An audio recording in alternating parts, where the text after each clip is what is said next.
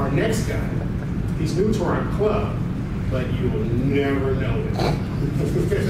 He is an excellent speaker, very, very charismatic, wonderful communicator. His name is Michael Grimala. The name of his speech is The Comfort Zone. His speech is to persuade and influence. This will be a 5 to 7 minute speech. This is his 5th speech in his Comedy Communicator. His objective is to inspire others to step outside and to scare yourself. Please help me welcome Mike.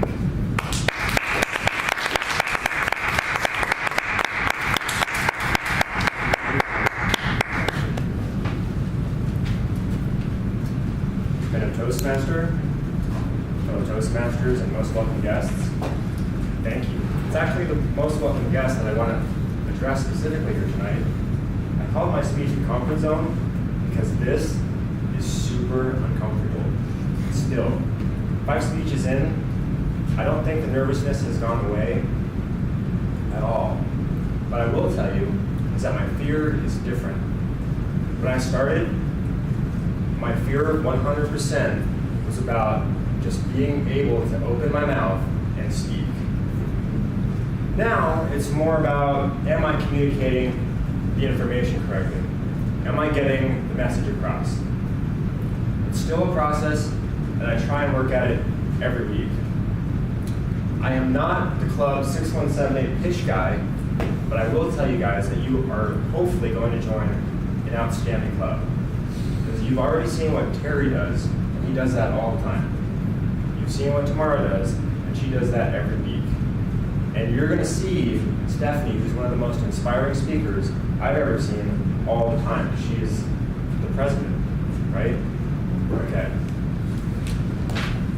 Now, I know that you're already a member of some other Toastmasters groups, so I hope this is on par, if not greater.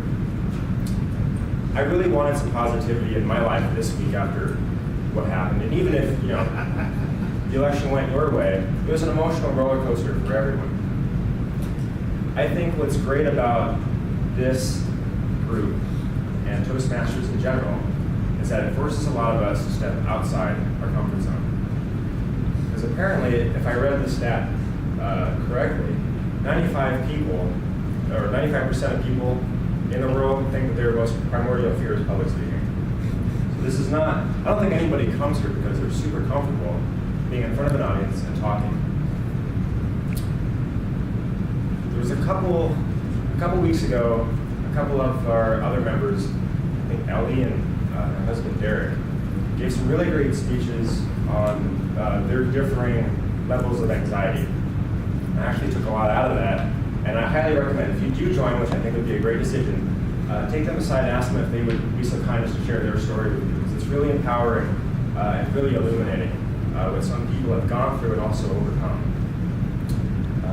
And I'd like to just kind of share my father's story. My father grew up in Germany, the youngest of 5 kids. And his 4 siblings were complete overachievers. So he was kind of the runt of the litter, definitely, so to speak. If you were to ask him, he said that there was no way he was going to ever outshine any sibling of his. And so he decided, let me back that up, because in Germany, things work a little differently than they do here. When you're in school, at the age of 13, you basically have to decide right then and there what you want to be for the rest of your life. You can't be an undecided in college like you can be here, which I think is great, because sometimes people need college to really figure out what their passion is and what they're good at. In Germany, you're kind of forced at a very tender age to decide what you want to do and what your passion is. And when I was 13, all I was focused on was Ninja Turtles and how to go up to girls and speak and not be a bumbling idiot. I was in no position at all to decide what I was going to utilize all my energy and focus on for the rest of my life.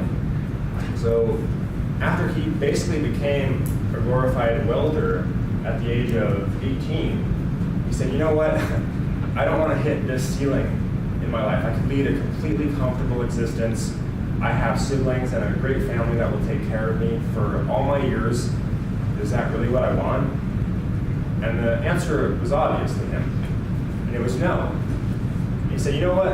I'm going to take myself out of my comfort zone. I'm going to go to the United States and just see what the hell happens. And so he did that. He got on a plane, didn't buy a return ticket, and he's still here. And this is 57 years later. I don't know if I have the guts to do something like that. So maybe Toastmasters is my little way of stepping out of my comfort zone and trying to equal the battle or the trajectory that my dad paved for himself. I think what's really cool about a group like Toastmasters is that it enables you to always step out of your comfort zone a little bit, whether it's doing a speech on a subject you're not familiar with, whether it's doing a speech impromptu, which is completely scary to me, or whether it's just meeting new people and speaking in front of new people. I highly recommend doing the improv competition, because the worst thing for me that I ever imagined was trying to be funny in front of people.